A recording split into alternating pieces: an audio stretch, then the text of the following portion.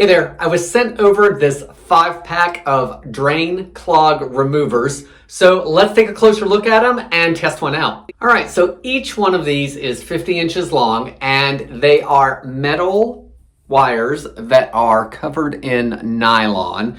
So it's gonna keep it from breaking in there like the plastic ones can do. Your handle end has a nice easy handle to grip onto. And then the part that's gonna catch the hair and all that in the drain is actually like a Velcro plastic material. So you can see that it catches here on my shirt a little bit. So that will help catch all that stuff in the drain. So let's put it down the drain and see what we can get out.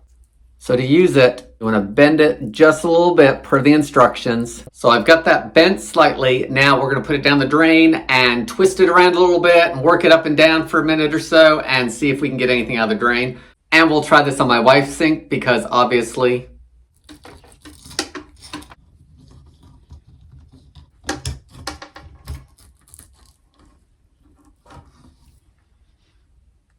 look at that. That pulled out a ton of stuff. Okay, I think this speaks for itself. I've got 4 more of these, so looks like I have a few more sinks to do. Guys, I hope this helps you decide on if these are a good product for you.